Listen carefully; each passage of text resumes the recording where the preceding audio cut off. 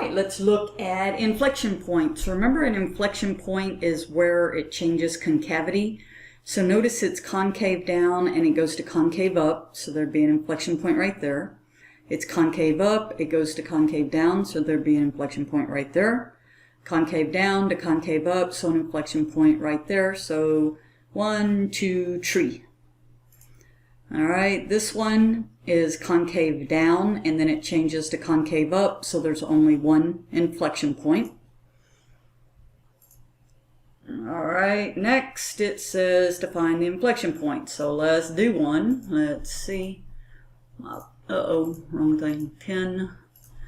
All right, so I am given the function f of x equals x to the fourth plus x cubed minus 18x squared plus 9. So to find inflection points, I don't know what happened there. You find the second derivative. So the first derivative, 4x cubed plus 3x squared minus 36x. And then I take the second derivative, which would be 12x squared plus 6x minus 36. I set the second derivative equal to 0. That's how you find inflection points. Remember. And I solve for x. So I see that I could throw this in the quadratic formula if I wanted to, but I'm going to try to see if I can factor it. So I can pull a 6 out front. So that gives me 2x squared plus x minus 6 equals 0. And so I need to be able to factor this, hopefully. So 2x squared is 2x and x. And if I use 3 and 2, and plus and minus, does that work? So 2 times 2 is 4, minus 3 is 1, so looked like it worked. So I set the 2 equal to 0. And I solve for x. So I get 2x equals 3 and x equals 3 halves, or 1.5. And then over here x equals -2. Now the only thing you have to be careful of when you put in the answers is it wants in increasing order. So you have to put the -2 first and then the 1.5. All right, got it? Got it. Next one, find the critical point and then the inflection point. So what the heck, let's go ahead and work it. That red's kind of creeping me out. Let's get, green. All right, so I have f of x equals x squared minus 3x plus 9.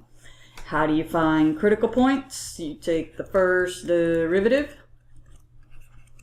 and you set it equal to 0 and you solve for x. So x equals 3 halves. And how do you find the second derivative, or how do you find the inflection point? Second derivative, which in this case would be 2, and you set it equal to 0 and you're like, what? So there is no inflection point. All right.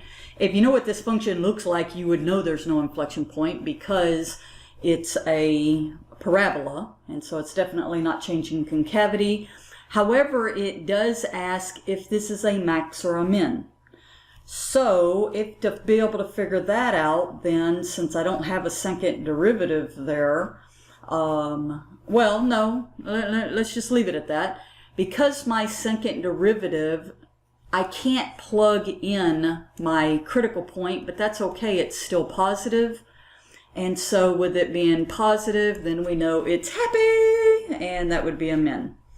Let me show you on here, because there is no inflection point. If you read the instructions, which I know nobody does, then your inflection point, since there's not one, you put in A. Okay, so 3 halves was somewhere right chair, was our critical point, and then we said that it's a minimum and there's no inflection point. Next one, you can do that. Next one,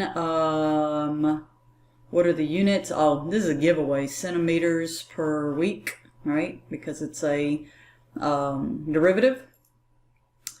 Next one wants to know about where the inflection point happens. So this looks concave up and it's starting to turn concave down. Looks to be around 16. And then the last one, what the heck, we'll go ahead and do this one. So this is f of x equals 5x minus 11 ln of x. It wants you to find the critical points. How do you find the critical points? All together now. First derivative. Ooh, do you know how to do that? Right, because the derivative of ln of x is 1 over x, and then I just put the 11 up top. All right, so I set this equal to 0, and I need to solve this. So I'm going to add 11 over x to both sides to make that positive.